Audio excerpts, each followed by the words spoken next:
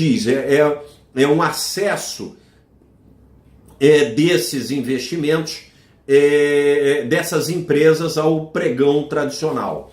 Então o que acontece? Ele é um caminho, né, para que essas empresas sejam conhecidas, sejam adequadas, arrumem as suas estruturas para que elas possam vir a ser negociadas no mercado tradicional, esse que a gente conhece. Então existem várias possibilidades de bons investimentos, de oportunidades, a partir do momento em que as empresas pequenas podem vir a se tornar grandes depois que elas tiverem acesso a toda essa fonte de financiamento, pela abertura do capital e pela injeção de recursos, ao terem as suas ações negociadas, primeiro no mercado de acesso, depois no mercado normal, né, no segmento normal de transações. Com relação ao segmento novo, né, de investimentos no exterior, ele pode se dar através de 3 alternativas. Então, é um segmento novo, mas tem 3 novas alternativas de investimentos no exterior. Primeiro são os fundos de investimentos constituídos aqui no Brasil, chamados fundos que tem no nome o sufixo dívida externa. Quando ele tem esse sufixo dívida externa, ele é um fundo que compra no mínimo 80% do seu patrimônio em títulos da dívida externa brasileira, títulos que o Tesouro Nacional lança no exterior, por isso chama dívida externa. Ele pode também, o investimento do RPPS se dá através de um fundo de investimentos aberto, né, que tem a expressão investimento no exterior. Então ele é um fundo de investimentos aqui no Brasil que investe em fundos de investimentos que existem lá no exterior. Aqui vou usar uma expressão minha, não é uma expressão técnica correta, né, existente, que é um FIC internacional. Né? É um fundo que compra no mínimo 2/3 do seu patrimônio, 67% do seu patrimônio, em cotas de fundos que estão no exterior, pode ser na Europa, nos Estados Unidos, no Japão.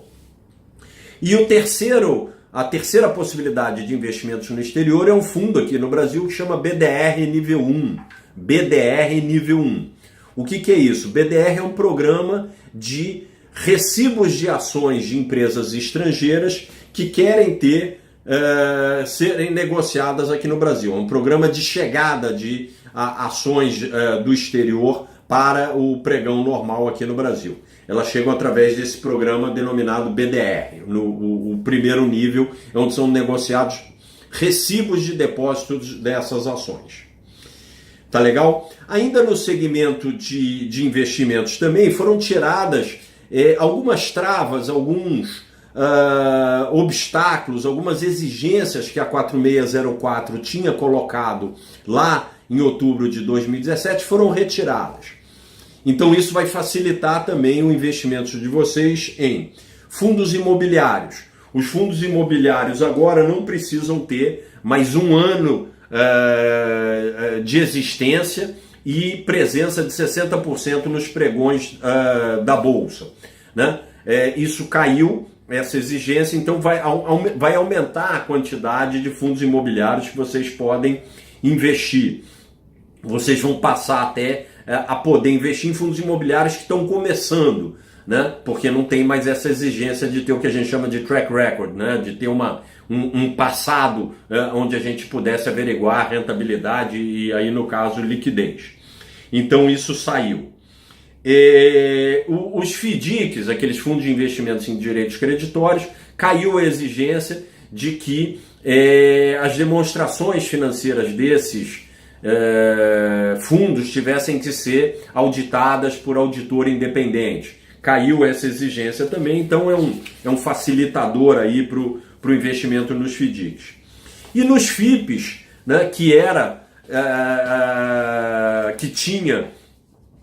FIPs são os fundos de investimentos em participações, né? A exigência anterior que caiu foi que antes cada ativo integrante da carteira do FIP poderia representar, no máximo, 25% do total dos recursos. Ou seja, teria que ter 4 ativos no mínimo dentro da carteira do FIP. Agora isso caiu, pode ter um único ativo, né, dos permitidos para os FIPs. Então isso também vai aumentar a quantidade de FIPs que vocês podem investir, embora as demais exigências que foram estipuladas na 4604 elas continuam sendo válidas, né? Os demais limites permaneceram inalterados, com exceção daqueles RPPS que aderirem ao Progestão, que vão ter aí um aumento de limite dos limites atuais. Nós vamos falar isso como o quarto e último pilar. E também saiu mais uma pequena modificação, mas que vai trazer bastante, na nossa avaliação, bastante, vamos dizer assim, trabalho para vocês, ou um olhar mais criterioso de vocês, é que agora nenhum fundo de investimentos pode ter mais do que 20% dos recursos do RPPS. Mesmo aqueles fundos que são do artigo 71B, aqueles fundos que poderiam ter, que tem 100% da sua carteira em títulos públicos. Vocês podiam comprar tudo num fundo só, que comprar só títulos públicos. Agora vão ter que ter no mínimo 5 fundos. Então, a concentração acima de 20% em fundos de 71B vai ter que ser repartida, vai ter que ser realocada para outros fundos de investimentos. E o quarto pilar que a gente fala é a valorização e a aproximação da legislação com relação ao programa Progestão. O programa Progestão, se eu não me engano, ele começou em 2016, que ele começou a ser discutido lá no CONAPREV, e a versão final dele saiu agora, em janeiro de 2018. Né? E o objetivo é buscar uma certificação para a unidade gestora. Né? Não é para o gestor, é para a instituição, para a unidade gestora, para o RPPS. São 4 níveis, né? Tem o nível 1, nível 2, nível 3 e nível 4, e tem exigências que, conforme vão sendo cumpridas, você vai galgando, né? Ou já pode mirar que quer ter a certificação nível 2 ou nível 3, enfim. Aí tem que dar uma olhada, um manual bem complexo para ver quais são as exigências que vocês vão ter que fazer em 3 pilares também dentro do Progestão. Governança corporativa, controles internos e educação previdenciária. São os 3 pilares aí do programa. Fazendo um pouquinho mais a abertura desses 3 itens, vou ler aqui algumas coisas que vão ser exigidas em cada um desses.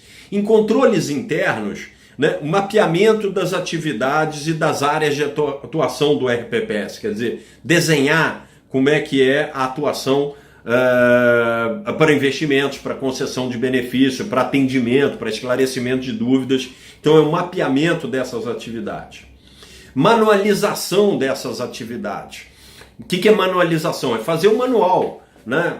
Deixar escrito, ter um manual de como é que se concede benefício, como é que se faz o processo de investimentos, como é que se faz a concessão de benefícios, o atendimento a segurados, como é que se faz a compensação previdenciária. Tudo isso vão ter que ter manuais internos que qualquer pessoa que chegue, ou uma nova equipe numa nova gestão, pegue esse manual e tem ali um manual, né, descrevendo como é que é a atividade, para que não haja perda de eficiência.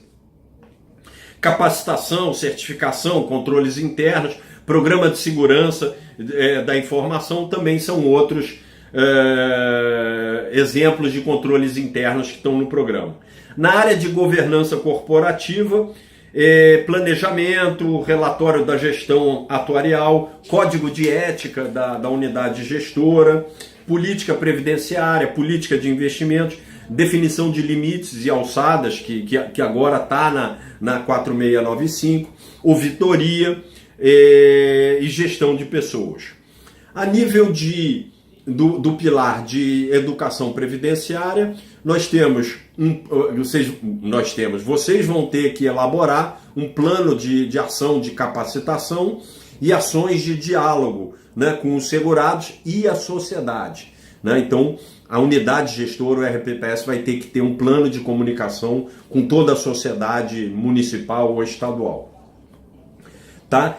Então, para cada um desses níveis, né, os investimentos, como eu disse, né, então são 4 níveis do Progestão. Conforme você for atingindo esses níveis, você vai ganhando aumento de limites, basicamente de 5%, né, dos limites dos investimentos em renda fixa e renda variável, conforme você vai subindo, vai se elevando, né? Nível 1 mais 5%, nível 2 mais 5%, e assim sucessivamente. São várias combinações, eu não quero aqui entrar em limite, mas basicamente quem tem mais limite, quem tem mais nível no Progestão tem mais limite de aplicação nas alternativas de investimentos. Por fim, né, vou falar aqui quatro aspectos das nossas conclusões sobre a 4695. Faz sentido para a gente os RPPS terem uma legislação específica para eles, até porque eles são diferentes de todos os outros investidores que estão no mercado. Eles são investidores que investem em recursos públicos.